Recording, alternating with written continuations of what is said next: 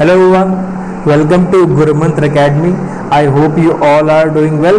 I am अर्पित चतुर्वेदी और हम लोग बात कर रहे हैं आज इन कुछ खास एंजाइम्स के बारे में। Ribonuclease A, carboxypeptidase A and chymotrypsin, ये बहुत ही इंपॉर्टेंट एंजाइम्स हैं। यहाँ से अभी रिसेंटली भी क्वेश्चन आए हैं डीबीटी के एग्ज़ाम में, गेट के एग्ज़ाम में सबसे। और यहाँ पे कुछ छोटे छोटे ऐसे कॉन्सेप्ट्स हैं उनके रिएक्शन मैकेनिज्म में जो कि हमारे लिए बहुत इंपॉर्टेंट हो जाते हैं हमारे गेट एग्ज़ाम के पॉइंट ऑफ व्यू से। तो आप लोग को मज़ा आएगा पढ़ने में, नई चीज़ जानने को मिलेंगी और ये बहुत ही मतलब ऐसी चीज़ें जो आपको ज़रूर से कवर करनी चाहिए, जो आप स्किप नहीं कर सकते। ओके, खासकर अगर आप बायोकेमिस्ट्री को ध्यान दे रहे हैं तो देखते हैं हम लोग इसमें क्या क्या चीज़ें पढ़ने वाले हैं। शुरू करते हैं। तो शुरू करते हैं हम लोग राइबोन्यूक्लियस से कि आखिर राइबोन्यूक्लियस क्या है, कैसे एक्ट करता है, इसका रिएक्शन मैकेनिज्म क्या है, वो चीज़ें जानने की कोशिश करते हैं एक एक करके। तो जैसा कि हमें पता है कि राइबोन्यूक्लियस, हालांकि हम लोग को राइबोन्यूक्लियस ए पे फोकस करना है, लेकिन उससे पहले हमें पता होना चाहिए कि राइबोन्यूक्लियस होता क्या है। ठीक है, तो राइबो और न्यूक्लियस, यहाँ पे आपको कुछ चीज़ें क्लियर हो रही होंगी। सबसे पहले तो एज, तो ये एंजाइम है। ठीक है, सबसे पहले ये एक एंजाइम है, इसके नाम के एंड में ए लगा हुआ है, नॉमेनक्लेचर हम लोग को पता है। ठीक है, राइबो की बात हो रही है तो कहीं ना कहीं इसमें राइबो शुगर इन्वॉल्व होगी। ठीक है, और न्यूक्लियस है यानी कि ये ब्रेक कर रहा है किसको, अपने न्यूक्लिक एसिड को। ठीक है, या बेसिकली राइबोन्यूक्लिक एसिड को। अब हमको पता है कि जो हमारा राइबोन्यूक्लिक एसिड है वो किससे मिलके बना हुआ है, वो मिलके बना हुआ है राइबोन्यूक्लियोटाइड से। राइबो, यहाँ पे आपको मतलब सभी जहाँ भी आप ऊपर पढ़ेंगे यहाँ पे आपको थोड़ी सी बेसिक नॉलेज की बहुत ज़्यादा ज़रूरत पड़ेगी। राइबोन्यूक्लियोटाइड से, अब हमारा राइबोन्यूक्लियोटाइड किस चीज़ से मिलकर बना हुआ है? हमारा राइबोन्यूक्लियोटाइड तीन चीज़ों से मिलकर बना हुआ है। एक नाइट्रोजनस बेस, एक राइबोस शुगर और एक हमारा फॉस्फेट। ठीक है, इन तीन चीज़ों से हमारा राइबोन्यूक्लियोटाइड मिलके बना हुआ है। अब हमें ये पता है कि जब राइबोन्यूक्लियोटाइड एज ए मोनोमर काम करके एक पॉलीमर बनाता है तो उसे हम कहते हैं आरएनए, और जब डीऑक्सीराइबोन्यूक्लियोटाइड एज ए मोनोमर काम का एक पॉलीमर बनाता है तो उसे हम कहते हैं डीऑक्सीराइबोन्यूक्लिक एसिड या डीएनए। ठीक है, इन दोनों में क्या डिफरेंस है राइबोस शुगर के फॉर्म में? तो राइबोस शुगर के फॉर्म में इनमें बहुत ज़रा सा डिफरेंस होता है और वो डिफरेंस बहुत सारे लोगों को क्लियर नहीं हो पाता है। यहाँ पे तो अपना बेस लगा होता है। ठीक है, ये H है, ये H है, ये OH है, ये H है, ये OH है। ठीक है, ये H है और ये आपका CH2OP।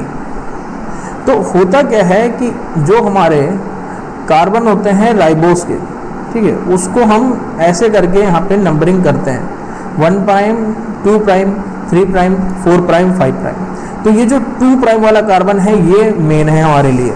इस 2 प्राइम पे अगर OH होता है तब हम इसको कहते हैं राइबोन्यूक्लियोटाइड, तब हम इसको कहते हैं राइबोन्यूक्लियोटाइड या राइबोस शुगर इससे बना हुआ होता है। ठीक, और जब ये O यहाँ पे नहीं होता है तब हम इसको कहते हैं डीऑक्सीराइबोन्यूक्लियोटाइड या डीऑक्सीराइबोस से बना हुआ न्यूक्लियोटाइड। तो जब डीऑक्सीराइबोस को हम यूज़ करते हैं किसके लिए, न्यूक्लियोटाइड बनाने के लिए, तब वो बनाता है डीएनए। और जब हम राइबोस शुगर को यूज़ करते हैं न्यूक्लियोटाइड बनाने के लिए और न्यूक्लिक एसिड बनाने के लिए, तब वो बनाता है आरएनए। ठीक है, तो ये बेसिक डिफरेंस होता है डीऑक्सीराइबोन्यूक्लियोटाइड में और राइबोन्यूक्लियोटाइड में या डीएनए और आरएनए में शुगर के बेसिस पे। ठीक है, ये तो हो गई पहली चीज़। तो आपको यहाँ पे ध्यान क्या रखना है कि ये जो राइबोन्यूक्लियस है, ये जो राइबोन्यूक्लियस है ये सिर्फ और सिर्फ उन्हें क्लीव करेगा, या जो हमारा आरएनए है, एक आरएनए है मतलब एक राइबोन्यूक्लियोटाइड है, दूसरे राइबोन्यूक्लियोटाइड से बाइंड है, दूसरी से बाइंड है, चौथे से बाइंड है, और इस तरीके से उसने आरएनए का एक स्ट्रैंड बना के रखा हुआ है। तो जो हमारा राइबोन्यूक्लियस है वो सिर्फ और सिर्फ आरएनए के बीच का बॉन्ड क्लीव करेगा, या जो आरएनए का हमारा स्ट्रैंड है उसको डिग्रेड करके जितने भी राइबोन्यूक्लियोटाइड हैं उनमें उसको अलग अलग तोड़ देगा। लेकिन डीऑक्सीराइबोन्यूक्लियोटाइड को या डीऑक्सीराइबोस जो हमारा क्या कहते हैं डीएनए है, डीएनए को तोड़ के वो डीऑक्सीराइबोन्यूक्लियोटाइड में अलग अलग नहीं करेगा। तो डीएनए को ये क्लीव नहीं करेगा, सिर्फ आरएनए को क्लीव करेगा, और इसीलिए हम इसको राइबोन्यूक्लियस कह रहे हैं, ना कि डीऑक्सीराइबोन्यूक्लियस। ठीक है, ना कि डीऑक्सीराइबोन्यूक्लियस। तो ये एक बहुत इंपॉर्टेंट बात है आपके लिए जो समझने वाली है। तो हमको ये पता चल गया कि आरएनएस या जो हमारा राइबोन्यूक्लियस है ये कर क्या रहा है, ठीक है, इसको हम आरएनएस भी बोलते हैं। ये राइबोन्यूक्लिक एसिड या जो हमारा आरएनए है, एक आरएनए है जो कि बना हुआ है 10 राइबोन्यूक्लियोटाइड से या 20 राइबोन्यूक्लियोटाइड से। तो आरएनएस उस पर एक्ट करेगा और इन सभी न्यूक्लियोटाइड्स को अलग अलग कर देगा, सारे न्यूक्लियोटाइड्स को ब्रेक कर देगा, ठीक है। तो इस तरीके का कुछ काम है राइबोन्यूक्लियस का। अब ये राइबोन्यूक्लियस इंडो राइबोन्यूक्लियस भी हो सकते हैं और एक्सो राइबोन्यूक्लियस भी हो सकते हैं, अलग अलग इनके क्लासिफिकेशन है। आपको इसका मतलब समझ में आ ही रहा होगा इसके नाम से। अगर ये एक आरएनए मॉलिक्यूल है और एकदम एंड से, एक्सट्रीम एंड से अगर राइबोन्यूक्लियोटाइड को अलग करे ये तोड़ के, तो ये एक्सो राइबोन्यूक्लियस। और अगर ये कहीं भी बीच से राइबोन्यूक्लिक एसिड के बीच का जो दो न्यूक्लियोटाइड हैं उनके बीच का बॉन्ड अगर ब्रेक कर दे तो ये क्या, इंडो राइबोन्यूक्लियस। तो ये इंडो राइबोन्यूक्लियस। तो ये हमको देखने को मिल रहा है यहाँ पे आरएनएस का जो क्लासिफिकेशन है, दो क्लासेस में, वो इंडो राइबोन्यूक्लियस और एक्सो राइबोन्यूक्लियस। तो ये हमको पता चला एक। इसके साथ साथ आरएनएस जो है हमारा, ये बहुत इंपॉर्टेंट रोल प्ले कर रहा है ढेर सारी प्रोसेसेस में। मतलब जहाँ भी एमआरएनए इन्वॉल्व है, जहाँ भी आरएनए इन्वॉल्व है, यहाँ पे बहुत सारे ये प्रोसेस में रोल प्ले कर रहा है कि कौन सा आरएनए कहाँ एक्सप्रेस होना है, कौन सा नहीं होना है, अगर कोई गलत हो गया तो उसका क्या करना है। तो बेसिकली मैच्योरेशन जो है आरएनए मॉलिक्यूल्स का, उसमें ये बहुत इंपॉर्टेंट है, पहली चीज़। दूसरी चीज़ कि कौन कौन से कोडिंग आरएनएस हैं, कौन से नॉन कोडिंग आरएनए हैं, उनको कैसे मैनेज करना है हमारे जेनेटिक मटेरियल के द्वारा। तो वो सारी चीज़ों में भी हमारा आरएनएस जो है बहुत इंपॉर्टेंट रोल प्ले कर रहा है। इसके साथ साथ हमको आरएनएस जो है वो क्रिटिकल रोल प्ले करते मिलेंगे एंजियोजेनेसिस में, ठीक है, यानी कि नई वेसल की फॉर्मेशन में, सेल्फ इनकम्पैटिबिलिटी में फ्लोरिंग प्लांट्स के, ठीक, ढेर सारे स्ट्रेस रिस्पॉन्सेज में हमको देखने को मिलेंगे। इसके साथ साथ जो हमारा प्रोकैरियोटिक एंटीटॉक्सिक सिस्टम है उसमें भी हमको आरएनएस देखने को मिलेंगे अच्छे खासे, ठीक है। अब आरएनएस सिर्फ एक जैसा नहीं होता, बहुत सारे होते हैं। आरएनएस एच होता है, ए होता है, एम होता है, बहुत सारे आरएनएस होते हैं, जिसमें से हमें राइबोन्यूक्लियस ए पे फोकस करना है। तो राइबोन्यूक्लियस ए क्या है, ये बहुत इम्पॉर्टेंट और बहुत ही अच्छा राइबोन्यूक्लियस है या बहुत अच्छा प्रोटीन है। क्यों? क्योंकि मतलब अभी तो आगे हम लोग इस बारे में पढ़ेंगे, लेकिन बता दूं आपको कि राइबोन्यूक्लियस ए के साथ सबसे ज़्यादा डीनेचरिंग या डीनेचुरेशन और रीनेचुरेशन के एक्सपेरिमेंट करे गए हैं। राइबोन्यूक्लियस ए को बहुत ज़्यादा एक्सटेंसिवली यूज़ किया गया है डीनेचुरेशन और रीनेचुरेशन के एक्सपेरिमेंट्स के लिए। जितनी प्रोटीन रिलेटेड या प्रोटीन फोकसिंग स्टडीज़ हैं जिसमें भी डीनेचुरेशन और रीनेचुरेशन करके हमको देखना होता है कि कैसे काम हो रहा है क्या नहीं हो रहा, वहाँ पे राइबोन्यूक्लियस का अपना बहुत इंपॉर्टेंट रोल है। राइबोन्यूक्लियस पे एक्सटेंसिव स्टडी हुई है इस फील्ड में, ठीक है। तो आरएनएस ए की अगर बात करें, जिसका एक एग्जाम्पल है बोवाइन पैंक्रियाटिक राइबोन्यूक्लियस ए, ये बहुत कॉमन एंजाइम है लेबोरेटरी यूजेज के लिए, फिर वो चाहे एज एन एंजाइम प्रॉपर्टी हो या एज ए प्रोटीन उसे यूज़ किया जा रहा हो डीनेचुरेशन और रीनेचुरेशन की स्टडी के लिए, लेकिन लेबोरेटरी में बहुत ज़्यादा यूज़ होता है, ठीक है। तो ये एक आपका सिंगल स्ट्रैंडेड आरएनए के लिए स्पेसिफिक होता है, या सिंगल स्ट्रैंडेड आरएनए जो है उनको ब्रेक कर देता है उनके छोटे छोटे राइबोन्यूक्लियोटाइड में। जितने भी राइबोन्यूक्लियोटाइड उस आरएनए में होंगे उनको अलग अलग क्लीव करके ये रख देगा। करता क्या है, it cleaves the 3 prime end of unpaired C and U residues, ultimately forming 3 phosphorylated product of 2' to 3' cyclic monophosphate intermediate, ठीक है। तो ये क्या कर रहा है, जो हमारा 3 प्राइम एंड है किसका, C का और U का, ये वहाँ पे क्लीवेज कर रहा है, ठीक है, या ये वहाँ पे क्लीव कर रहा है। और आपको अभी जब हम लोग रिएक्शन मैकेनिज्म पढ़ेंगे तो इसका इंटरमीडिएट पता चलेगा कि हमको जो ओवरऑल मिलता है वो 3 प्राइम पे हमको फॉस्फोराइलेटेड प्रोडक्ट मिलेगा। 3 प्राइम हमको पता चला है कि कौन सा कार्बन है, 3 प्राइम पे हमको फॉस्फोराइलेटेड प्रोडक्ट मिलेगा, और जो इंटरमीडिएट मिलेगा वो हमको 2 prime to 3 prime cyclic monophosphate बनता हुआ दिखेगा, ठीक है। इस तरीके से कुछ साइक्लिक इंटरमीडिएट हमको बनता हुआ मिलेगा, जो कि खास बात है राइबोन्यूक्लियस की मैकेनिज्म की। और सिर्फ राइबोन्यूक्लियोटाइड ही ऐसा कर सकते हैं। क्यों? क्योंकि 2 प्राइम पे OH चाहिए होता है इसके लिए, जो कि नहीं होता है डीऑक्सी राइबोन्यूक्लियोटाइड के पास, है ना। तो इसीलिए ये राइबोन्यूक्लियस जो है वो आरएनए के लिए एफिशिएंट है, या आरएनए के लिए ही ये स्पेसिफिक है, डीएनए को क्लीव नहीं करते। तो अगर आरएनए से एक स्ट्रक्चर की बात करें तो एक सिंगल पॉलीपेप्टाइड चेन से मिलकर बना हुआ है जिसमें 124 रेजिड्यूज हैं। 124 अमाइनो एसिड से मिलकर इसकी एक सिंगल पॉलीपेप्टाइड चेन बनी हुई है, जिसमें से इसके पास सभी अमाइनो एसिड होते हैं एक्सेप्ट ट्रिप्टोफैन। जो 20 अमाइनो एसिड हमको पता है, उन 20 में से इसके पास ऑलमोस्ट सभी अमाइनो एसिड होते हैं एक्सेप्ट ट्रिप्टोफैन। ठीक है, तो ट्रिप्टोफैन नहीं होता। अब जाहिर सी बात है कि अगर सब कुछ है तो एक चीज़ नहीं है, तो हमारे लिए एग्जाम पॉइंट ऑफ व्यू से इंपॉर्टेंट बन जाती है क्या कि ट्रिप्टोफैन नहीं होता है राइबोन्यूक्लियेज ए में। अगर कोई चीज़ ऐसी है तो आपसे ये चीज़ पूछी जा सकती है एग्जाम में। ठीक है, तो ये हमारे लिए इंपॉर्टेंट, इसको आप अलग से मतलब हाईलाइट करके अपने नोट में लिख लीजिएगा। ठीक है, तो ये सिंगल पॉलीपेप्टाइड चेन रहती कैसे है? ये सिंगल पॉलीपेप्टाइड चेन जो है क्रॉस लिंक रहती है इंटरनली भी 4 डाइसल्फाइड बॉन्ड से। ठीक है, 4 डाइसल्फाइड लिंकेज से ये इंटरनली भी क्रॉस लिंक रहती है। अब होता क्या है, ये डीएनए रीनेचुरेशन स्टडी है, इसमें वही एंजाइम यूज़ किया जाता है हमारा प्रोटीन डाइसल्फाइड आइसोमेरेज। ठीक है, जिसमें हमको जो डाइसल्फाइड ब्रिजिंग है, जो डाइसल्फाइड बॉन्ड का फॉर्मेशन है, वो चेक करना होता है सही हो रहा है या नहीं हो रहा है। अब इतनी छोटी सी पेप्टाइड में आपको 4 डाइसल्फाइड लिंकेज मिल रही है, तो जाहिर सी बात है कि आपके पास जो उसको स्टडी करने का मतलब रीज़न है वो बढ़ गया। ठीक है, तो इसीलिए इसको बहुत ज़्यादा यूज़ किया जाता है कि इतना ज़्यादा हमको डाइसल्फाइड लिंकेज मिल रही है, प्रोटीन हमारी ऐसी फोल्ड हो रही है, तो इसीलिए जो है इन सारी चीज़ों को मद्देनजर रखते हुए राइबोन्यूक्लियस ए को एक्सटेंसिवली यूज़ किया जाता है लैब में रीनेचुरेशन के एक्सपेरिमेंट्स में, और क्लीवेज के एक्सपेरिमेंट में तो यूज़ हम लोग करते ही हैं। तो हमको ये पता चला। ठीक है, बात करते हैं इसके रिएक्शन मैकेनिज्म की। कोई बहुत ज़्यादा एक्सटेंसिव रिएक्शन मैकेनिज्म नहीं है, नॉर्मल एसिड बेस कैटालिसिस ये यूज़ करता है एंजाइम मैकेनिज्म में। एसिड बेस कैटालिसिस जो है ये यूज़ करता है। अब ये एसिड बेस कैटालिसिस होती क्या है, ऐसा क्या होता है एसिड बेस कैटालिसिस में? तो एसिड बेस कैटालिसिस वो होती है जिसमें proton transfers from an acid lowers the free energy of a reaction transition state.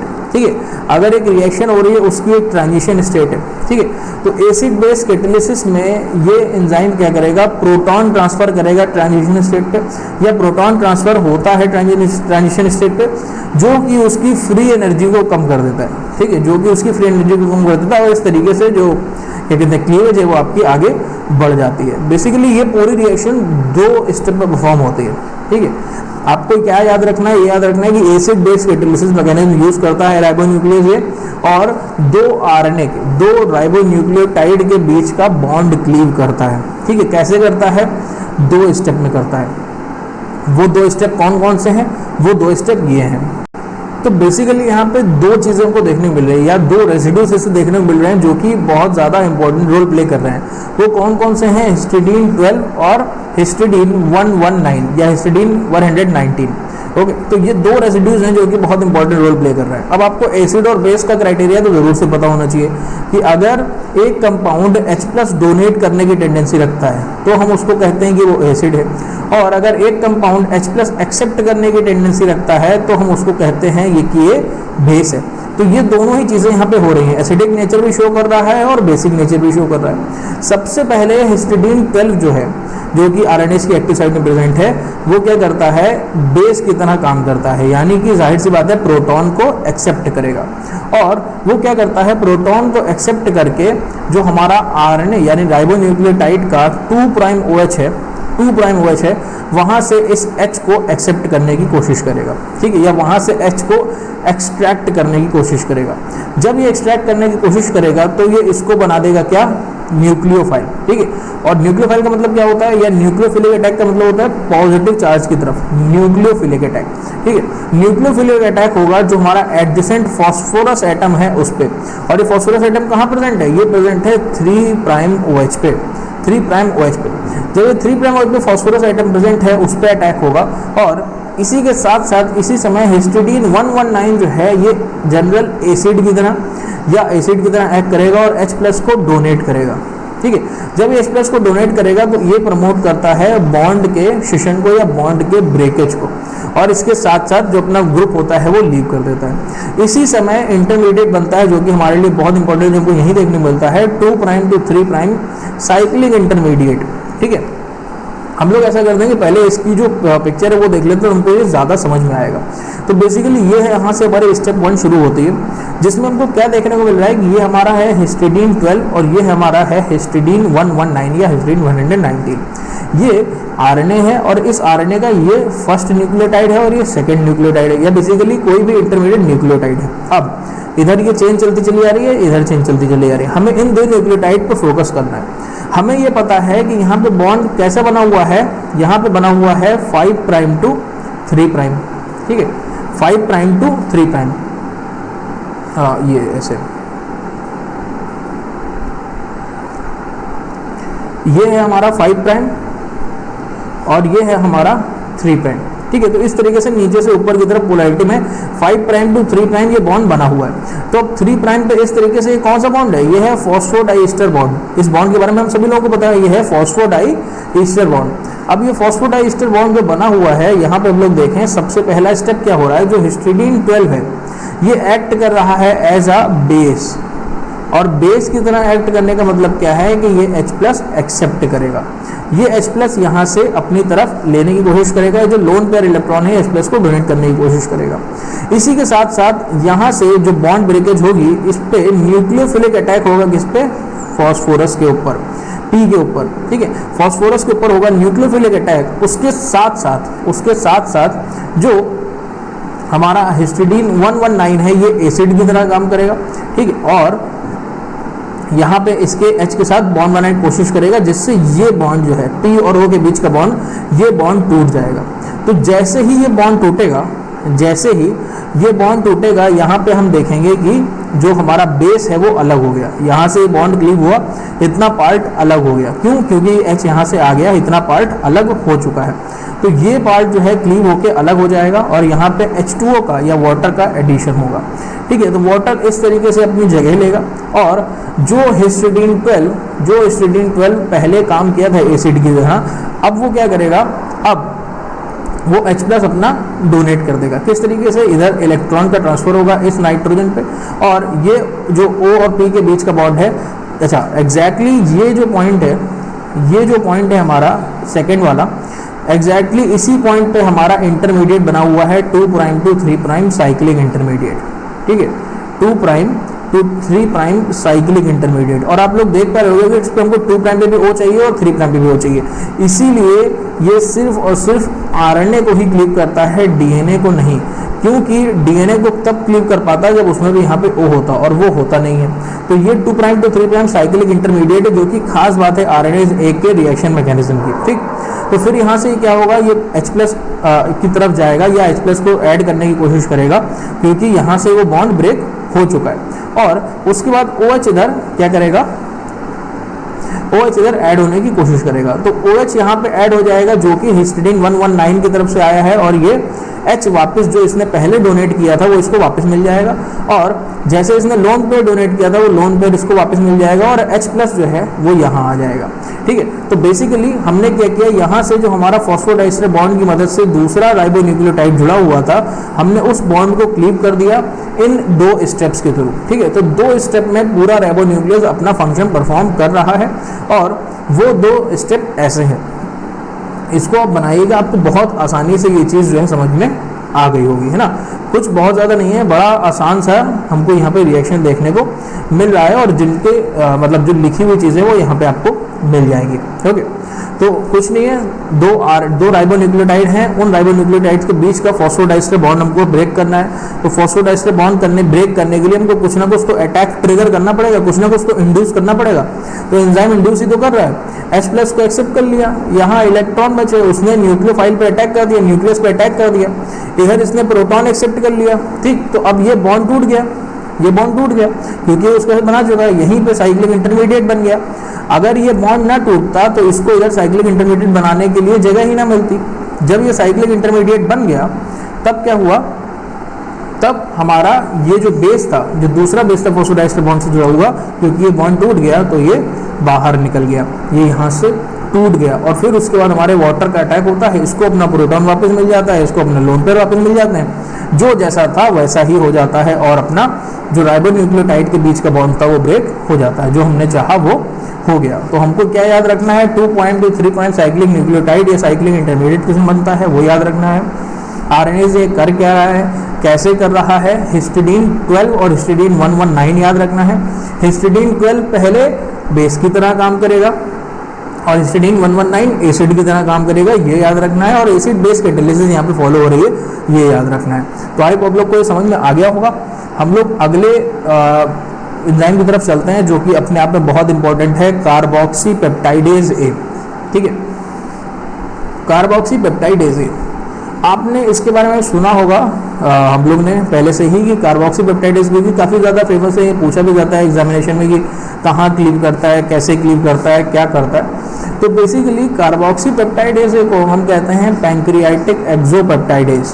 ठीक है, पैंक्रियाटिक यानी कि ये पैंक्रियास से सेक्रेट हो रहा होगा। एक्सोपेप्टाइडेज यानी कि जो हमारी प्रोटीन है, अब आरएनए से आप प्रोटीन पे आ चुके हो, प्रोटीन बनी हुई है अमाइनो एसिड्स की। तो अभी तक ये कौन सा बॉन्ड क्लीव कर रहा था, राइबोन्यूक्लियोज है, अभी तक वो क्लीव कर रहा था फॉस्फोडाइस्टर बॉन्ड जो कि 2 न्यूक्लियोटाइड के बीच में बना होता है। अब है अमाइनो एसिड और अमाइनो एसिड के बीच में कौन सा बॉन्ड होता है, पेप्टाइड बॉन्ड। ठीक है, पेप्टाइड बॉन्ड। तो जाहिर सी बात है कि अब कार्बोक्सी पेप्टाइडेज क्या कर रहा होगा, पेप्टाइड बॉन्ड को क्लीव कर रहा होगा, ना कि फॉस्फोडाइस्टर बॉन्ड को। ठीक है, उसके बाद एक्सोपेप्टाइडेज यानी कि पेप्टाइड के एंड्स को, ठीक है, एंड्स को क्लीव कर रहा होगा। अब वो भी कौन सा एंड, दोनों एंड नहीं, सी टर्मिनल रेसिड्यू, जो कि हमको इधर हमारा एन है, इधर हमारा सी है। तो सी टर्मिनल पे जो रेसिड्यू है एक एक करके उसको क्लीव करने का काम करेगा, एन टर्मिनल पे ये काम नहीं कर पाएगा, सी टर्मिनल रेसिड्यू की तरफ से क्लीव करेगा। वो भी कब, जब वहाँ पे एरोमेटिक अमाइनो एसिड या एरोमेटिक अमाइनो एसिड इसके पास एरोमेटिक साइड चेन हो या एलिफेटिक साइड चेन वाला अमाइनो एसिड इसको वहाँ पे मिले, तब ये क्लीव करेगा। ठीक है, इसके साथ हमको पता चल गया कि कार्बोक्सी पेप्टाइडेज कहाँ क्लीव कर रहा है और किसको क्लीव कर रहा है। ये आपको याद रखना है, क्यों, क्योंकि आपने देखा होगा कि डायरेक्ट एक पेप्टाइड दी जाती है और आपको पूछा था कि हम इस पर अगर इन्हें एंजाइम को एक्ट कर रहे हैं या इन्हें एंजाइम को हम इस पर काम करने का मौका दे रहे हैं तो हमको कैसे पेप्टाइड मिलेगा या कितने फ्रेगमेंट्स मिलेंगे, कैसी चेंज मिलेंगी। तो ये आपके लिए बहुत इंपॉर्टेंट हो जाता है एग्जाम पॉइंट ऑफ व्यू से, आपको याद रखना। ठीक है, तो कार्बोक्सी पेप्टाइडेज ए है या कार्बोक्सी पेप्टाइडेज की अलग अलग क्लासेस हैं। ठीक है, CPA 1, 2, 3, 4, 5, 6 तक। लेकिन हमारे लिए क्या है, हम तो अभी कार्बोक्सी पेप्टाइडेज पे फोकस कर रहे हैं, तो हम इसकी 2 क्लास के नाम जान के इसका फंक्शन देखने की कोशिश करेंगे किस तरीके से काम कर रहा है। अब इतना हमको पता चल गया, पॉइंट बाय पॉइंट याद रखते चलिए कि कार्बोक्सी पेप्टाइडेज क्या कर रहा है, पेप्टाइड बॉन्ड क्लीव कर रहा है। कौन सा पेप्टाइड बॉन्ड क्लीव कर रहा है, सी टर्मिनल की तरफ एक्सोपेप्टाइड बॉन्ड, बाहर का जो अमाइनो एसिड है वो वाला बॉन्ड क्लीव कर रहा है। एरोमेटिक और एलिफेटिक साइड चेन चाहिए इसको, तभी ये क्लीव करेगा। दूसरी चीज़ कि इसकी 6 क्लासेस होती हैं और ये पैंक्रियास से सेक्रेट होता है। अब हमें क्या याद रखना है कि carboxy peptidase central metal atom use करता है जिंक 2+।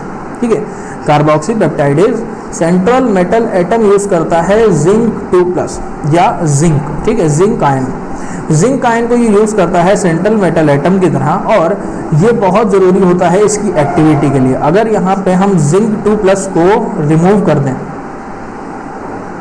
अगर हम जिंक 2+ को रिमूव कर दें तो इसकी एक्टिविटी भी खत्म हो जाती है। ठीक है, इसकी एक्टिविटी भी खत्म हो जाती है, जो कि फिर से रिप्लेनिश करी जा सकती है, फिर से करी जा सकती है। हम कोई और डाइवेलेंट, कोई और अगर हम डाइवेलेंट जैसे कि Mg2+ यहाँ पे अगर हम इंकॉर्पोरेट करवा दें जिंक की जगह, या फिर से अगर हम जिंक इंकॉर्पोरेट करवा दें Zn2+, तब ये जो हमारी एक्टिविटी है ये फिर से रिप्लेनिश करी जा सकती है। ठीक है, तो ऐसा नहीं है कि कार्बोक्सी पेप्टाइडेज में सिर्फ जिंक ही काम करेगा। अगर आपसे पूछा जाए कि जिंक के अलावा हम कोई और करें तो वो काम करेगा, तो बिल्कुल आप हाँ कर सकते हो कि हाँ, अगर हम जिंक के अलावा Mg2+ या कोई डाइवेलेंट कैटायन और यूज़ करते हैं तब भी वो काम कर जाएगा। ठीक है, तो कार्बोक्सी पेप्टाइडेज ए जो है वो बहुत इंपॉर्टेंट रोल प्ले कर रहा है हमारे पैंक्रियास से सेक्रेट होकर बहुत सारी प्रोसेसेस में। वो प्रोसेस कौन सी हैं, सबसे पहला तो डाइजेशन, आपके प्रोटीन को तोड़ना, जो भी आप खा रहे हो उसको डाइजेस्ट करना। पोस्ट ट्रांसलेशनल मॉडिफिकेशन में काम कर रहा है, ब्लड क्लॉटिंग में इंपॉर्टेंट रोल प्ले कर रहा है, और रिप्रोडक्शन में इंपॉर्टेंट रोल प्ले करता हुआ दिख रहा है। तो ये कुछ ऐसी प्रोसेस हैं जो आपको अपने दिमाग में एक बार रख सकते हो कि हाँ, अगर एग्जाम में आता है तो हम उसको चूज़ कर सकते हैं या हमें वो पता चल सकता है। ठीक है, तो ये हमें पता चला कार्बोक्सी पेप्टाइडेज के बारे में। इसका हम स्ट्रक्चर देखने की कोशिश करते हैं, किस तरीके का स्ट्रक्चर हमको आखिर देखने को मिल रहा है। जैसे राइबोन्यूक्लियोज ए में हमको पता चला था कि एक सिंगल प्रोटीन चेन है जिसमें पूरा वो बना हुआ है। तो basically carboxypeptidase A में सबसे पहले तो हमको Zn2+ या सेंट्रल मेटल सेंटर देखने को मिल रहा है, जो कि कैसा है, डाइवेलेंट है, पहली चीज़। दूसरी चीज़ टेट्राहेड्रल ज्योमेट्री शो कर रहा है, ठीक है, टेट्राहेड्रल ज्योमेट्री शो कर रहा है अमाइनो एसिड रेसिड्यूज के साथ, है ना। और ये बहुत इंपॉर्टेंट रोल प्ले करता है जो हमारी कैटालिसिस है या जो हमारी सेंट्रल मैकेनिज्म है रिएक्शन की, उसमें, जो कि अभी हम लोग देखेंगे इसके बाद कि किस तरीके से ये रिएक्शन मैकेनिज्म में सेंट्रल रोल प्ले कर रहा है। इसके साथ साथ आपको यहाँ पे क्या रखना है कि ओवरऑल 300 अमाइनो एसिड की चेन होती है।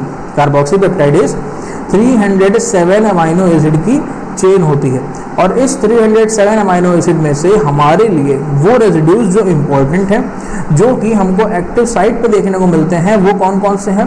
ग्लूटामेट 270, आर्जिनिन 71, आर्जिनिन 127 है, एस्परजिन 144, आर्जिनिन 145 एंड टायरोसिन 248। होता क्या है बेसिकली कि कार्बोक्सी पेप्टाइडेज ए एक एलोस्ट्रिक एंजाइम है। यहाँ पे सिर्फ एक सिंगल साइट नहीं है, यहाँ पे एक आपकी एक्टिव साइट है जिसको आप S1 बोलते हो, ठीक है, एक आपकी एक्टिव साइट है जिसको आप S1 बोलते हो, एक और एलोस्ट्रिक साइट है जिसको आप S2 बोलते हो, और उस S2 पे हमको ये टायरोसिन 248 देखने को मिलता है, जो कि एक तरीके से हाइड्रोफोबिक साइट बनाता है। और जब भी S1 पे सबस्ट्रेट बाइंड करता है या जब भी S1 पे प्रोटीन बाइंड करता है, तो इसका कॉन्फॉर्मेशन इस तरीके से चेंज होता है कि ये टायरोसिन 248 क्या हो, ये टायरोसिन 248 बाहर आ जाए, या जो हाइड्रोफोबिक पैच है वो निकल गया। और इससे क्या होता है कि जो प्रोटीन की पकड़ है, ठीक है, जो प्रोटीन की पकड़ एंजाइम के साथ वो मजबूत बनती है। तो इस तरीके से पूरा जो पूरा कैटालिसिस है वो पार्ट वाला होता है, पूरा होता है, और ये सभी रेसिड्यूज में इंपॉर्टेंट रोल प्ले करते हैं। इसके साथ साथ जो सेंट्रल S1 पे हमको एक्टिव साइट पे अमीनो एसिड रेसिड्यूज देखने को मिल रहे हैं, वो मैं आपको बताऊंगा कि इस तरीके से वो आपस में साथ में मिलकर क्लीवेज की जो रिएक्शन है उसको परफॉर्म कर रहे हैं, ठीक है। तो जो हमारा जिंक मेटल है यहाँ पे, ये स्ट्रॉन्ग लुईस एसिड का काम करता है, ठीक है। लुईस एसिड क्या है, या लुईस बेस हम लोग उनको कहते हैं जो अपना लोन पेयर डोनेट कर दें।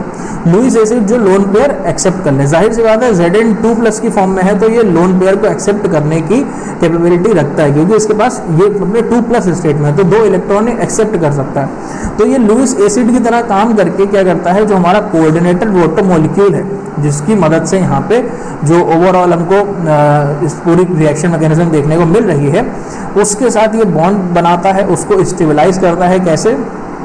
लोन पेयर को एक्सेप्ट करके, और फिर पूरी हाइड्रोलाइटिक रिएक्शन को आगे परफॉर्म करता है, ठीक है। जिसमें वाटर मॉलिक्यूल का बहुत इंपॉर्टेंट रोल है। वाटर मॉलिक्यूल बहुत क्लोज प्रोक्सिमिटी में रहता है इस जिंक मेटल के साथ, जो कि अभी हम लोग देखेंगे, ठीक है। तो हमें ये पता चला कि वाटर मॉलिक्यूल की हमको यहाँ पे बहुत ज़्यादा ज़रूरत है। जिंक मेटल हमारा किसका काम कर रहा है, आपको याद रखना है, स्ट्रॉन्ग इलेक्ट्रोफिलिक लुईस एसिड।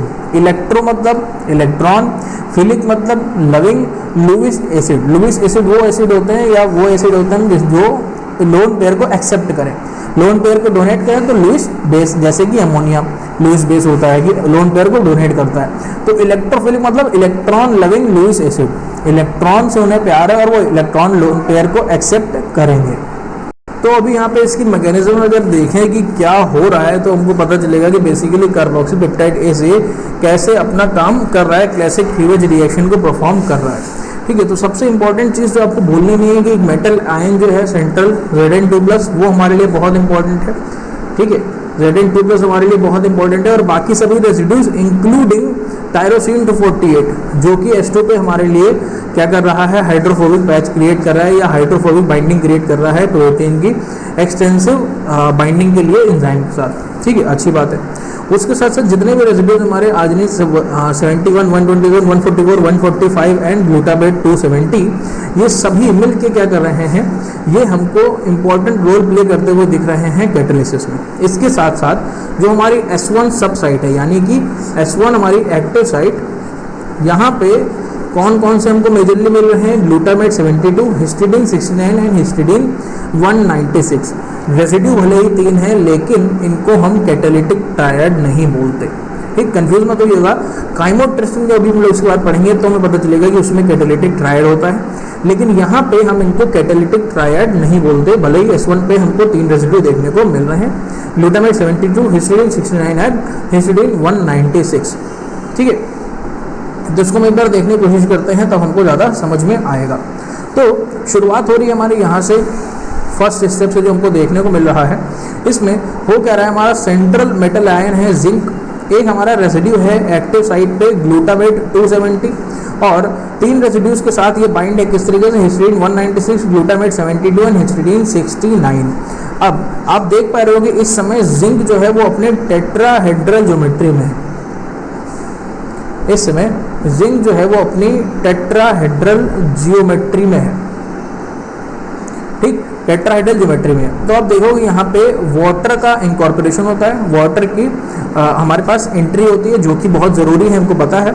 जब वाटर की एंट्री होती है तो जिंक 2+ जो है, जिंक 2+ जो है वो क्या करता है, वो 4 की जगह या टेट्राहेड्रल की जगह उसे 5 बॉन्ड बनाने पड़ते हैं। तो जाहिर सी बात है इसको एक बॉन्ड ब्रेक करना पड़ेगा, क्योंकि टेट्राहेड्रल ज्योमेट्री ही बना सकता है। तो जब इसको एक बॉन्ड ब्रेक करना होता है तो यहाँ पे एंट्री होती है सबस्ट्रेट की, बेसिकली जो हमारा प्रोटीन है उसकी। और उस वक्त क्या होता है, उस वक्त हमारा जो ये लिंकेज है, यानी कि इस H2O के साथ इसका लिंकेज बना रहे, यहाँ पे रोल आता है ग्लूटामेट 270 का, जो कि क्या करता है, अपना जो H+ है उसको डोनेट करता है, ठीक है, H+ है उसको डोनेट करता है। यहाँ पे आप देख रहे हो ये सेकेंड स्टेप हो गया, ये थर्ड स्टेप, ये अपना H+ डोनेट करता है इस सेंट्रल ऑक्सीजन को, और यहाँ से ये H+ डोनेट कर दिया जाता है इस तरफ, ठीक है, यहाँ से H+ डोनेट कर दिया जाता है इस तरफ। तो जब ये अपना H+ डोनेट करता है तो यहाँ पे हमको जिंक के साथ देखने को मिल जाता है, क्या, जिंक के साथ हमको बॉन्डिंग देखने को मिल जाती है इसकी, ठीक है। यहाँ पे हमारा आ जाता है, इससे H+ लिंक हो जाता है, और जो हमारा ग्लूटामेट 270 है ये अपना जैसे था वैसे ही हो जाता है वापस से, और इस सेंटर पे यानी कि Zn जो हमारा O लिंक्ड है, यानी कि जो वाटर का ऑक्सीजन है, ये बन जाता है इलेक्ट्रोफिलिक, ठीक है, ये बन जाता है इलेक्ट्रोफिलिक। अब इसको इलेक्ट्रॉन की ज़रूरत है, तो बेसिकली यहाँ से ये H+ से इलेक्ट्रॉन लेता है, हाँ, और ये बन जाता है प्रोटॉन। ये प्रोटॉन इधर एक्सेप्ट किया जाता है और यहाँ से इलेक्ट्रॉन इधर ट्रांसफ़र होते हैं। तो जब ऐसा होता है, ठीक है, जब ऐसा होता है तब क्या होता है, ये वापस से वैसे ही बन जाता है। यहाँ पे हमको NH2R यानी कि जो हमारा पेप्टाइड बॉन्ड का रेजिड्यू था, जो हमारा पेप्टाइड बॉन्ड था वो ब्रेक हो चुका है, वहाँ से साइड से उसकी एग्जिट हो चुकी है, और वापस से जो हमारा रेजिड्यू है आधा वो बाइंड यहाँ पे हमको देखने को मिलेगा, जो कि नेक्स्ट साइकिल में फिर से निकल जाएगा और दूसरे रेजिड्यू का ये बाइंड यहाँ पे हमको हिस्सा फिर से मिलेगा। तो कुछ इस तरीके से हमको जो है अपना कार्बोक्सी पेप्टाइड काम करता हुआ मिल रहा है, जिसमें आपको कभी भी, मतलब इतना ज़्यादा नहीं कह रहा हूँ कि गेट एग्जाम में इतना ज़्यादा आपको पढ़ने की ज़रूरत नहीं पड़ेगी। मतलब अगर आप लोग कोई चीज़ ना समझ में आई हो, जैसा कि हो सकता है मे बी, क्योंकि ये थोड़ी सी डीप बायोकेमिस्ट्री मैकेनिज्म है, तो अगर ये चीज़ ना समझ में आई हो तो मैं आपको फिर से कह रहा हूँ, परेशान होने वाली बात नहीं है। जो इम्पोर्टेंट है वो मैं आपको बता रहा हूँ। ये रिएक्शन मैकेनिज्म एग्जैक्टली उतनी ज़्यादा आपके एग्जाम पॉइंट ऑफ व्यू से इम्पोर्टेंट नहीं है। आपके लिए यहाँ पे इम्पोर्टेंट क्या है कि कार्बोक्सी पेप्टाइडेज क्या है, कार्बोक्सी पेप्टाइडेज क्या करता है, कार्बोक्सी पेप्टाइडेज कहाँ क्लीव करता है, और कार्बोक्सी पेप्टाइडेज कौन सा मेटल आयन यूज़ करता है, ठीक है। तो ये सारी चीज़ें आपके लिए बहुत ज़्यादा important exam point of view से वो मैंने आपको बता दी है। अब किसकी मैकेनिज्म इम्पॉर्टेंट है, अगर इनकी नहीं है तो इम्पॉर्टेंट किसकी है, इम्पॉर्टेंट है काइमोट्रिप्सिन की। इसकी मैकेनिज्म से आप भी बेट में भी क्वेश्चन आया था, और इसकी मैकेनिज्म से गेट में भी क्वेश्चन आ सकता है, क्योंकि ये वेल नोन मैकेनिज्म है, बहुत ज़्यादा जानी पहचानी पढ़ी हुई मैकेनिज्म है, इसके बारे में सब जानते हैं। कार्बोक्सी पेप्टाइडेज के मैकेनिज्म के बारे में बहुत ज़्यादा एक्सटेंसिव डिटेल्ड स्टडी नहीं हुई है, लेकिन काइमोट्रिप्सिन की मैकेनिज्म के बारे में सब बहुत अच्छे से जानते भी हैं, और ये चीज़ मतलब पूछी भी जाती है, क्योंकि यहाँ पे एक बहुत इंपॉर्टेंट टर्म आ जाता है कैटालिटिक ट्रायड का, ठीक है, कैटालिटिक ट्रायड का। बेसिकली 3 अमाइनो एसिड प्रेजेंट होते हैं हमारे एक्टिव साइट पे, और क्या करते हैं आपस में ऐसा साइड पैक बनाते हैं, ऐसा घुल मिल के काम करते हैं कि अल्टीमेटली तब वो अपना जो काम है वो, या जो पेप्टाइड बॉन्ड को ब्रेक करने का काम है उसको परफॉर्म करते हैं। तो ये कैटालिटिक ट्रायड हमारे लिए इंपॉर्टेंट रहता है, पहली चीज़। दूसरी चीज़, ये सीरीन प्रोटीएज का एक्सटेंसिव एग्जाम्पल है, एक्सक्लूसिव इंपॉर्टेंट एग्जाम्पल है ये सीरीन प्रोटीएज का। और सीरीन प्रोटीज क्या होते हैं? सीरीन प्रोटीज ऐसे प्रोटीन ब्रेकिंग एंजाइम होते हैं या ऐसे पेप्टाइड ब्रेकिंग एंजाइम होते हैं जिनकी एक्टिव साइट पे हमको सीरीन रेजिड्यू देखने को मिलता है। ठीक, सीरीन अमाइनो एसिड हमको देखने को मिलता है कहाँ? एक्टिव साइट पे। किनकी? ऐसे प्रोटीएजेस की, ऐसे एंजाइम्स की जो कि प्रोटीन को ब्रेक करते हैं, उन्हें हम सीरीन प्रोटीएजेस बोलते हैं। तो काइमोट्रिप्सिन एक डाइजेस्टिव एंजाइम है, एक सीरीन प्रोटीएज है जो कि पॉलीपेप्टाइड्स को ब्रेक करता है या प्रोटीन्स को ब्रेक करता है उनके कंपोनेंट्स में या छोटे छोटे फ्रेगमेंट्स में। ये कहाँ क्लीव करता है? सबसे ज़्यादा इंपॉर्टेंट है ट्रिप्सिन, कार्बोक्सीपेप्टाइडेज, काइमोट्रिप्सिन और पेप्सिन, जितने भी एंजाइम्स हैं ये क्लीव कहाँ करते हैं। क्योंकि अगर रिएक्शन मैकेनिज्म से क्वेश्चन नहीं आया तो यहाँ से जरूर आएगा कि ये एंजाइम्स क्लीव कहाँ करते हैं, इनका जो डाइजेस्टिव मैकेनिज्म है वो किस तरीके से काम करता है। ठीक, तो काइमोट्रिप्सिन की अगर हम बात करें तो ये प्रेफरेंशियली कहाँ क्लीव करता है? ये क्लीव करता है अमाइड बॉन्ड्स पे उन जगह जहाँ पे हमको साइड चेन या एंड टर्मिनल की तरफ, जहाँ पे हमको जो हाइड्रोफोबिक अमाइनो एसिड है वो देखने को मिले, बेसिकली टायरोसिन, ट्रिप्टोफैन और फिनाइलएलेनिन। अगर एक लॉन्ग अमाइनो एसिड की चेन है जिसमें हमको 10 अमाइनो एसिड देखने को मिल रहे हैं, 1 2 3 4 5 6, ठीक है, अगर हमको 10 अमाइनो एसिड देखने को मिल रहे हैं तो इनमें से अगर ये हमारा ट्रिप्टोफैन है, ये हमारा टायरोसिन है और ये हमारा फिनाइलएलेनिन है, तो इनकी एंड टर्मिनल पे यहाँ पे ये क्लीव करेगा। सी टर्मिनल पे नहीं, याद रखने वाली चीज, सी टर्मिनल पे नहीं, एंड टर्मिनल पे क्लीव करेगा। किनके? सिर्फ लार्ज हाइड्रोफोबिक अमाइनो एसिड या एरोमेटिक अमाइनो एसिड्स के एंड टर्मिनल पे ये क्लीव करेगा। तो आपको ये बहुत इंपॉर्टेंट है, याद रखना, क्योंकि ये क्वेश्चन तो जरूर से पूछ ले जाते हैं कि अगर हम काइमोट्रिप्सिन यूज कर रहे हैं इस प्रोटीन फ्रेगमेंट के ऊपर तो हमें कितने डाइजेस्टेड फ्रेगमेंट देखने को मिलेंगे। ठीक है, तो ये बहुत इंपॉर्टेंट हो जाता है आपके लिए। फिर हमारा जो सेंट्रल पॉकेट है, जो हमारी एक्टिव साइट है, वहाँ पे हमको कैटालिटिक ट्रायड देखने को मिलता है और हमको वहाँ पे सीरीन देखने को मिलता है जो कि एक्टिवली वर्क कर रहा है, एक्टिवली काम कर रहा है किसके? क्लीवेज के लिए, प्रोटीज पेप्टाइड बॉन्ड के क्लीवेज के लिए। इसके साथ साथ हमारे यहाँ से एक और पॉइंट है जो कि बहुत इंपॉर्टेंट है, जो कि पूछा भी गया है कई बार और आगे भी पूछा जाएगा ज़रूर से, एक्टिवेशन, कि आखिर ये एक्टिवेट कैसे होता है। तो जाहिर सी बात है कि जो पैंक्रियाज है वो इसको सिंथेसाइज तो करता है, लेकिन किस फॉर्म में? इसको सिंथेसाइज करता है एक जाइमोजेन की फॉर्म में। जाइमोजेन आपको पता है कि एंजाइम की इनएक्टिवेटेड फॉर्म होती है जिसको क्लीव करके तोड़ के एक्टिव फॉर्म में बनाया जाता है, एक्टिव फॉर्म में कन्वर्ट किया जाता है। तो इसकी जाइमोजेन फॉर्म होती है काइमोट्रिप्सिनोजेन, और एंजाइम जो हमारा ट्रिप्सिन है वो इसको एक्टिवेट करता है। ठीक, एंजाइम ट्रिप्सिन है वो इसको एक्टिवेट करता है। पूछा क्या जाता है कि ट्रिप्सिन कहाँ क्लीव करता है जिससे काइमोट्रिप्सिन में कन्वर्ट हो जाता है या काइमोट्रिप्सिनोजेन एक्टिव हो जाता है और जो हमारा काइमोट्रिप्सिन है वो बना लेता है। तो बेसिकली ट्रिप्सिन जो है वो काइमोट्रिप्सिनोजेन को एक्टिवेट करता है, क्लीव करके कहाँ? आर्जिनिन 15 और आइसोल्यूसिन 16 के बीच में। ठीक है, आर्जिनिन 15 और आइसोल्यूसिन 16 के बीच में क्लीव करके, तो यहाँ पे हमारा बन जाता है पाई काइमोट्रिप्सिन।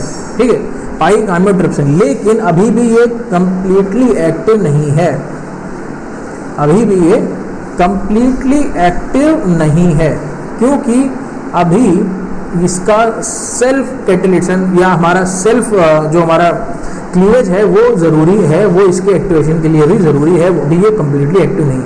अभी ये इतना एक्टिव हो गया है कि खुद को ये पूरा एक्टिव कर सके। तो ये जो हमारा पाई काइमोट्रिप्सिन या एन काइमोट्रिप्सिन है, ये क्या करता है? ये खुद अपने आप को क्लीव करता है। कहाँ क्लीव करता है? ये क्लीव करता है पोजीशन 14-15 के बीच में, 146-147 के बीच में और 148-149 के बीच में। ये 3 क्लीवेज करता है, जिसकी वजह से अल्फा काइमोट्रिप्सिन बनता है पाई काइमोट्रिप्सिन से, जो कि बहुत ज़्यादा एक्टिव होता है, या हम ये कह लें कि पूरी तरीके से कंप्लीटली प्रोड्यूस हो जाता है, एक्टिव हो जाता है अपने रिएक्शन को, अपने फंक्शन को परफॉर्म करने के लिए। और ये जो फ्रेगमेंट्स जिससे बनते हैं, ये तीनों के तीनों 3 डाइसल्फाइड लिंक, ये तीनों पॉलीपेप्टाइड चेन जो हैं ये डाइसल्फाइड बॉन्ड्स के द्वारा आपस में लिंक हो जाते हैं। कैसे? इन तीनों क्लीवेज के बाद 14 to 15, 146 to 147 और 148 to 149। तो आपके लिए बहुत इंपॉर्टेंट है ये याद रखना कि ट्रिप्सिन क्लीव करता है तब ये क्या पूरा एक्टिव हो जाता है? नहीं, काइमोट्रिप्सिन क्लीव करता है तो कहाँ क्लीव करता है, कितने फ्रेगमेंट बनते हैं, 3 पॉलीपेप्टाइड बनते हैं और ये तीनों डाइसल्फाइड से आपस में लिंक हो जाते हैं, तब ये कंप्लीटली एक्टिव होते हैं। कहाँ क्लीव करता है, 14 to 15, 146 to 147 और 148 to 149। ठीक है, तो ये हमको यहाँ पे देखने को मिल रहा है। इसके साथ हमको जो हमारा S1 रेसिड्यू या S1 पॉकेट है, जो हाइड्रोफोबिक S1 पॉकेट है, यहाँ पे हमको ऑक्सी एनायन होल भी देखने को मिलता है। ठीक है, ऑक्सी एनायन होल भी देखने को मिलता है, जो कि हमारा अमाइनिक ग्रुप है NH3+ का आइसोलेशन 16 का, उससे और एस्पार्टिक एसिड की साइड चेन से मिलकर बना हुआ होता है। ठीक है, बेसिकली अभी हमें इसके मैकेनिज्म में पता चल जाएगा कि इन सब चीज़ों का काम क्या है। तो हम इसकी मैकेनिज्म की बात करें, बड़ी इंपॉर्टेंट मैकेनिज्म है, बड़ी मज़ेदार मैकेनिज्म है। यहाँ पे हमको मज़ेदार क्यों हो जाती है, क्योंकि हमको यहाँ पे कैटालिटिक ट्रायड देखने को मिलता है। अब ये कैटालिटिक ट्रायड है क्या, ये catalytic triad basically 3 amino acid से मिलकर बना हुआ है, 3 अमाइनो एसिड से मिलकर बना हुआ है, जो कि एक साथ काम करते हैं। ठीक है, जो कि एक साथ काम करते हैं इस तरीके से कि जो हमारी पेप्टाइड बॉन्ड है वो क्लीव हो जाए। वो कौन कौन से हैं, histidine 57, aspartic acid 102 and serine 195। ये एक साथ इस तरीके से मिलके काम करते हैं कि इन्हीं को हम, या इन्हीं 3 अमाइनो एसिड को हम कैटालिटिक ट्रायड बोलते हैं। ठीक, और ये किस तरीके से काम करते हैं ये हम लोग देखते हैं, तो हमें ये लिखा हुआ समझ में आ जाएगा। तो ये है हमारी स्टेप फर्स्ट। ठीक है, अच्छा यहाँ पे एक और चीज़ इंपॉर्टेंट है जो आपको कहीं लिखी नहीं मिलेगी, मैं आपको बता देता हूँ कि जो चीज़ आपसे एज ए स्टेटमेंट वाइज पूछी जा सकती है। एंजाइम होता है, ठीक, प्लस सबस्ट्रेट होता है, ये दोनों बाइंड करते हैं और बनाते हैं ES यानी कि एंजाइम सबस्ट्रेट कॉम्प्लेक्स, जिसको हम ट्रांजिशन स्टेट भी बोल सकते हैं, और फिर ये कन्वर्ट हो जाता है E+P में। ठीक, तो अब नॉर्मली देखोगे कि एक सबस्ट्रेट एंजाइम से बाइंड करता है जब एंजाइम फ्री पोजीशन में होता है। ठीक, जब एंजाइम फ्री पोजीशन में होता है, ठीक, या फिर जो हमारा प्रोडक्ट बनता है वो अगले किसी उसके लिए एंजाइम सबस्ट्रेट का काम करता है। लेकिन यहाँ पे हमको क्या देखने को मिल रहा है कि जो सबस्ट्रेट है वो कम्प्लीटली लिंक्ड कब होता है, वो कम्प्लीटली लिंक्ड होता है ट्रांजिशन स्टेट में। ठीक है, टेट्राहेड्रल इंटरमीडिएट के टाइम पे ट्रांजिशन स्टेट में कम्प्लीटली लिंकेज देखने को मिलती है। तो देखो हम लोग शुरू करते हैं यहाँ से, फर्स्ट स्टेप से हमको क्या देखने को मिल रहा है। सबसे पहले ये बहुत इंपॉर्टेंट है समझना आपके लिए। सबसे पहले तो आपको रेसिड्यू याद करना है, एस्पार्टेट 102, हिस्टीडीन 57 और सीरीन 195। ठीक, आपको सबको बताना चाहिए कि एस्पार्टेट हमारा कैसा है, जिसमें हमको साइड चेन में एक COH एक्स्ट्रा देखने को मिलता है। हिस्टीडीन कैसा है, जिसमें हमको इमिडाजोल रिंग देखने को मिलती है। और सीरीन कैसा है, जिसके साइड चेन में हमको एक्स्ट्रा OH देखने को मिलता है। तो बेसिकली जो अटैक है, जो पेप्टाइड बॉन्ड पे अटैक है, पेप्टाइड बॉन्ड क्या होता है, 2 अमाइनो एसिड को जोड़ने वाला बॉन्ड। पेप्टाइड बॉन्ड पे जो अटैक है वो कौन करेगा, वो करेगा सीरीन का जो OH है वो। ठीक है, या जो सीरीन का ऑक्सीजन और हाइड्रोजन के बीच का OH का बॉन्ड है वो। ठीक, तो हम लोग एक एक करके देखने की कोशिश करते हैं कि ऐसा हो क्या रहा है। अब बेसिकली जैसा कि आप देखते हो कि हमको अगर कोई बड़ा काम करना है तो हमें ज़्यादा एनर्जी चाहिए होती है, हमें ज़्यादा मोटिवेशन चाहिए होता है। तो इस सीरीन 195 को एक्टिवेट कौन करता है, इस सीरीन 195 को मोटिवेट कौन करता है कि जाओ तुम लड़ मरो उससे। ठीक, तो वो है एस्पार्टेट 102 और जो हमारा हिस्टीडीन 57 है वो। कैसे, यहीं पर कैटालिटिक ट्रायड का रोल है। सबसे पहले क्या होता है, जो एस्पार्टेट 102 है ये अपने C+O से, ये जो C+OH है इसका, इससे ये इमिडाजोल रिंग का जो H+ है वो अपनी तरफ एक्सेप्ट करता है H बॉन्ड बना के। इससे क्या होता है कि जो हमारा न्यूक्लियोफिलिक, जो हमारी क्या कहते हैं, जो हमारा इधर N+ है, ये हमारे पास जो नाइट्रोजन है, इस नाइट्रोजन का बढ़ जाता है एक्सेप्टेंस इसकी इस H की तरफ। तो ये अपना लोन पे डोनेट करता है इस H को और इसको एक्सेप्ट कर लेता है। ये कौन सा H है, ये वो OH वाला H है जो हमारे सीरीन के पास है। ठीक है, कौन सा सीरीन, सीरीन 195। तो ये H+ को एक्सेप्ट कर लेता है। तो अब बेसिकली इस O के पास, ठीक है, इस O के पास अब क्या चल रह गया, इसके पास है इलेक्ट्रॉन। अब ये इलेक्ट्रॉन कैसे हैं, क्योंकि ये चीज़ हमको समझना बहुत ज़रूरी है। एग्जैक्टली यही स्टेप। तो ये है O, ये है H। ठीक, अब हुआ क्या, ये बॉन्ड इस तरीके से ब्रेक हुआ। यहाँ पे जो हमारे पास नाइट्रोजन था किसका, हिस्टीडीन के मेजोल रिंग का, इमिडाजोल रिंग का, ये अपना लोन पेयर देता है इस H+ को। तो यहाँ से इलेक्ट्रॉन चले जाते हैं इसके पास। अब इसके पास होगा एक्स्ट्रा इलेक्ट्रॉन ऑक्सीजन के पास। तो अब ये न्यूक्लियोफाइल यानी कि न्यूक्लियस पे अटैक करेगा, पॉजिटिव चार्ज की तरफ अटैक करेगा, न्यूक्लियोफिलिक अटैक करेगा। अब जब ये न्यूक्लियोफिलिक अटैक करता है इस कार्बन के ऊपर, ठीक, तो इस कार्बन के ऊपर अच्छे खासा इलेक्ट्रॉन हो गए, तो ये जो इलेक्ट्रॉन होते हैं सी डॉट बॉन्ड होकर ये मूव कर जाते हैं इस ऑक्सीजन के ऊपर। तो यहाँ पे इसको नेगेटिव चार्ज देते हैं, पहली चीज़, ठीक, इसको नेगेटिव चार्ज देते हैं। यहाँ पे हमारा बन जाता है ट्रांजिशन स्टेट। ये आप देख रहे हो नाइट्रोजन में यहाँ पे प्लस आ गया, क्यों? क्योंकि इसने अपना लोन पेयर डोनेट कर दिया है इस हाइड्रोजन को, ठीक। अब इसके पास जो हाइड्रोजन ने हमने डोनेट कर दिया, और ये हमारा पेप्टाइड बॉन्ड बना हुआ है, NC जो बॉन्ड है ये हमारा पेप्टाइड बॉन्ड या हमारे CONH लिंकेज जिसको हम बोलते हैं पेप्टाइड बॉन्ड बना हुआ है। और ये सीरीन के O के साथ ये कार्बन लिंक्ड है। क्यों लिंक्ड है? क्योंकि यहाँ पे इस ऑक्सीजन ने इस पे न्यूक्लियोफिलिक अटैक किया था, इस पे न्यूक्लियोफिलिक अटैक किया था। अब बेसिकली अब क्या करता है, जो हमारा ऑक्सीजन, आपको पता है रेजोनेंस एक चीज़ होती है, ठीक। तो ये इलेक्ट्रॉन क्या होंगे, वापस से मूव करेंगे इस बॉन्ड की तरफ। जब ये इलेक्ट्रॉन वापस से मूव करेंगे तो इसे जरूर से ये बॉन्ड ब्रेक करना ही पड़ेगा, क्योंकि कार्बन एक्स्ट्रा इलेक्ट्रॉन इतने ज़्यादा नहीं रख सकता। तो यहाँ से ये बॉन्ड ब्रेक होता है N और C के बीच का, और ये इलेक्ट्रॉन्स मूव कर जाते हैं इधर की तरफ, इस H की तरफ। Exactly at this point N और C यानी कि CONH लिंकेज अब टूट चुका है। दो अमीनो एसिड के बीच का पेप्टाइड बॉन्ड अब टूट चुका है। क्यों? क्योंकि इस बॉन्ड के इलेक्ट्रॉन मूव कर चुके हैं इस साइड यानी कि हिस्टिडीन की तरफ। तो अब सीरीन 195 के साथ एक अमीनो एसिड लिंक्ड है और हिस्टिडीन 57 के साथ दूसरा अमीनो एसिड लिंक्ड है। यहाँ पे एग्जैक्टली दिस पॉइंट पे एंट्री होती है वाटर की, ठीक है। और जब वाटर की एंट्री होती है तब ये जो हमारा RNH2 है यानी कि जो हिस्टीडीन 57 से लिंक्ड ग्रुप था ये रिमूव हो जाता है, ठीक है।